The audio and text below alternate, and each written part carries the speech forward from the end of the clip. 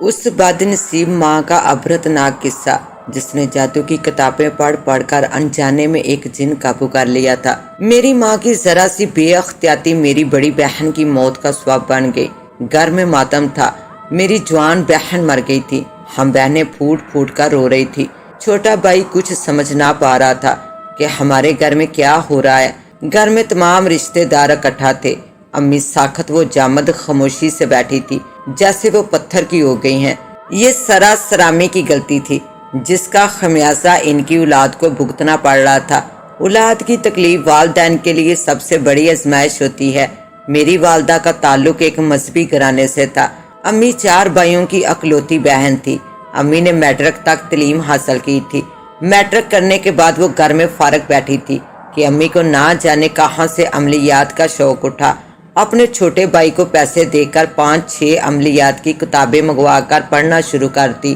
نہ صرف پڑھی بلکہ ان کتابوں میں دیے گئے عمل بھی کرنے لگی۔ کسی عمل سے اجازت لیے بغیر اس طرح کے عملیات کا کیا نتیجہ ہوگا، یہ انہوں نے سوچا بھی نہ تھا۔ امی کے کسی عمل نے ایک پرسکون روح کو جھنجھوڑ دیا تھا۔ خدا جانے وہ کوئی جن تھا، بھوت یا کوئی روح۔ وہ ایک لمبا کالا مرد تھا جس طرح حبشی ہوتے ہیں، بالکل حبشی والے ناک نقشے کا۔ امی کیونکہ نماز روزے کی پابند تھی، نانا نانی ماموں گھر کے تمام لوگ نماز روزے کی سختی سے پابندی کرتے تھے۔ شاید یہی وجہ تھی کہ اس نے امی کو کوئی نقصان نہیں پہنچایا تھا۔ امی بتاتی ہیں وہ امی کو کبھی دیوار پر چپکا نظر آتا تھا، کبھی صحن میں بندھی رسی پر الٹا لٹکا نظر آتا۔ اس طرح کی مخلوق کے لیے جب کوئی عمل کیا جاتا ہے تو مہینہ 15 دن پہلے جمالی یا جلالی پرہیز کیا جاتا ہے۔ جمالی پرہیز کا مطلب لہسن، پیاز، انڈا، مچھلی سے پرہیز ہوتا ہے۔ جلالی پرہیز بہت سخت ہوتا ہے، اس میں صرف دودھ پی سکتے ہیں یا چنے کھا سکتے ہیں، مگر بہت خیال کے ساتھ۔ اگر دودھ کے ساتھ کوئی مکھی یا مچھر پی گئے یا چنے کے ساتھ گن کھا لیا تو یہ پرہیز ٹوٹ جاتا ہے اور نئے سرے سے پرہیز کرنا ہوتا ہے۔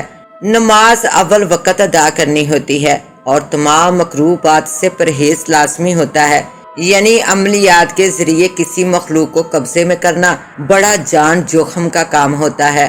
جب عامل عمل میں کامیاب ہوتا ہے تو اس طرح کی مخلوق کے حاضر ہونے پر حضرت سلیمان علیہ السلام کی قسم دے کر وعدہ لیا جاتا ہے کہ وہ کسی کو کوئی نقصان نہیں پہنچائے گا اور بلانے کے وقت ہی حاضر ہوگا۔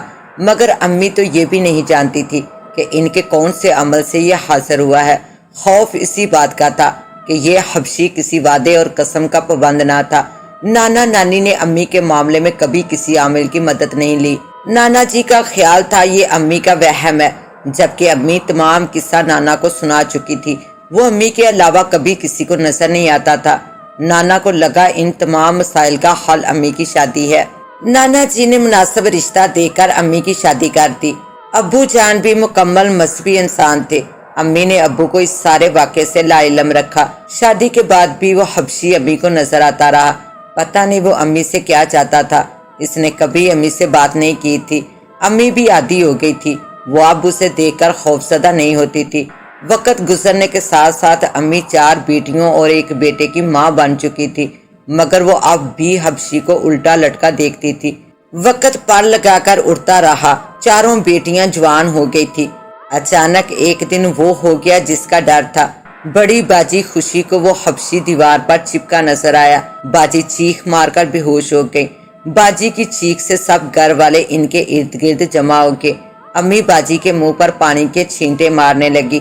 خوشی بیٹا ہوش میں آؤ، کیا ہو گیا ہے تمہیں؟ خوشی باجی نے آنکھیں کھولی تو ان کی آنکھیں خوف سے پھٹی ہوئی تھی۔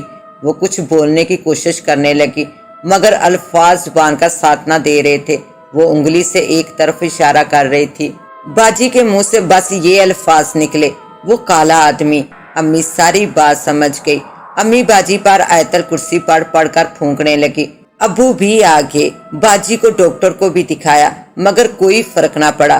باجی دن پر دن کمزور ہوتی گئی، وہ ہر وقت خوفزدہ رہتی تھی۔ امی خود دم درود کرتی رہی، کبھی کسی عامل کو نہیں دکھایا کیونکہ اس طرح امی کا راز فاش ہو جاتا۔ یہ مصیبت امی کی بلائی ہوئی تھی۔ امی کی خام خیالی تھی کہ وہ کالا حبشی باجی کو کوئی نقصان نہیں پہنچائے گا۔ باجی تنہا تنہا رہنے لگی۔ وہ بات بھی بہت کم کرتی۔ میری زندگی سے بھرپور بہن مرجھا کر رہ گئی۔ اور پھر ایک دن باجی نے زندگی کا ساتھ چھوڑ دیا۔ باجی کی اچانک موت نے امی کو آدھا مرا کر دیا۔ امی کو یہ اندازہ نہ تھا کہ باجی مر جائیں گی۔ وہ کھیل جو باجی کے ساتھ کھیلا جاتا رہا، وہ کھیل کالا حبشی میری دوسرے نمبر کی بہن عرشی سے کھیلنے لگا، جو حالت باجی کی تھی اب وہ حال عرشی کا ہو گیا تھا۔ عرشی مجھ سے بڑی تھی۔ عرشی نے بتایا وہ کالا حبشی رات کو میرے پاس آ جاتا ہے۔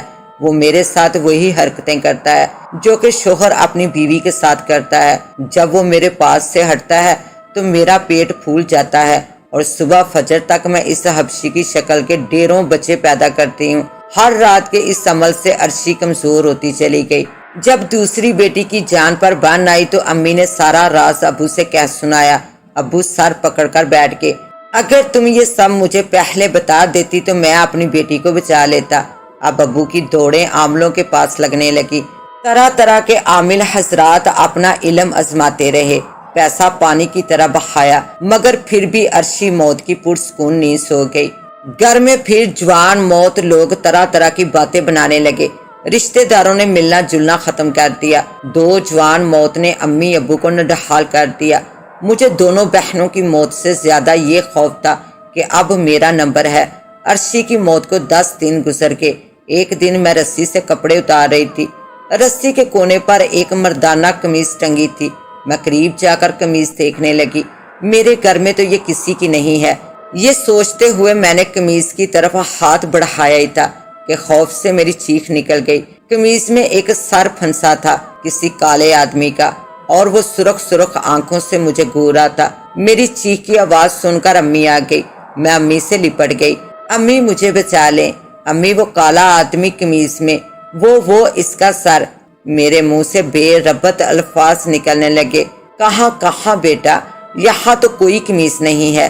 کمال کی بات یہ تھی کہ وہ امی کو نظر نہیں آ رہا تھا۔ امی مجھے لے کر کمرے میں آ گئی۔ حبشی کو دیکھ کر مجھے احساس ہوا کہ باجی اور عرشی کس آزمائش سے گزری تھی۔ مجھے اپنی موت سامنے نظر آ رہی تھی۔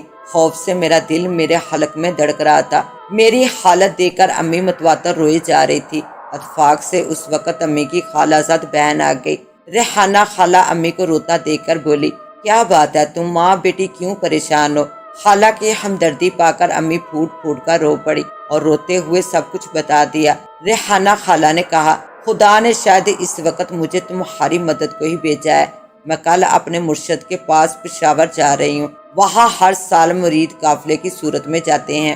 وہاں رہائش کا بھی بہترین انتظام ہے۔ اگر تم مناسب سمجھو تو عینی کو بھی میرے ساتھ بھیج دو۔ انشاءاللہ تمہارا مسئلہ وہیں سے حل ہوگا۔ امی نے کہا کہ ریحانہ باجی آپ عینی کو اپنے ساتھ لے جائیے گا۔ میں اس کے ابو سے رات کو اجازت لے لوں گی۔ میں اب یہ موت کا کھیل ختم کروں گی۔ غلطی میری ہے تو سزا بھی مجھے ملے۔ میرے بچے بے قصور ہیں۔ امی یہ کہہ کر پھر رونے لگی۔ ریحانہ خالہ نے امی کو تسلی دی اور مجھے صبح تیار رہنے کی تاکید کرتی ہوئی چلی گئی۔ مجھے تو رات کی فکر تھی۔ رات تو مجھے گھر میں ہی گزارنی تھی۔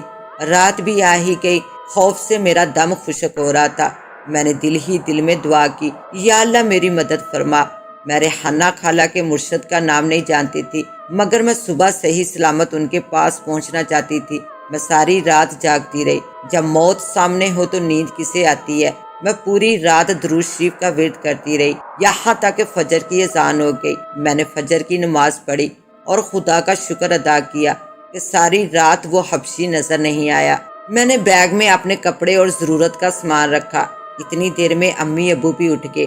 ٹھیک 7 بجے ریحانہ خالہ آ گئی اور میں سب کو خدا حافظ کہتی ہوئی ریحانہ خالہ کے ساتھ باہر آ گئی۔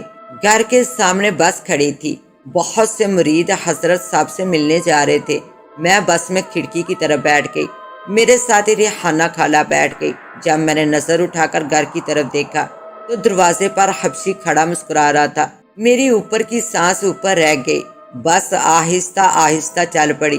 میرا خیال تھا کہ وہ بس میں آ جائے گا، مگر وہ آہستہ آہستہ نظروں سے اوجھل ہو گیا۔ بس چلتی رہی۔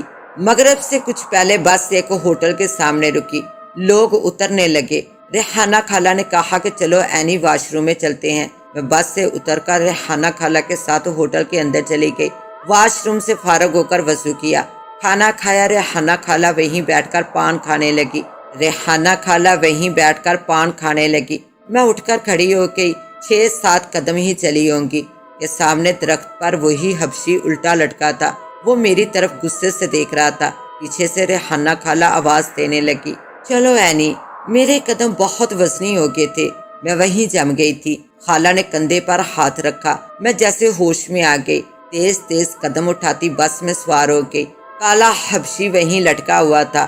بس چل پڑی۔ پھر بس 2 جگہ رکی، مگر میں بس سے نہ اتری۔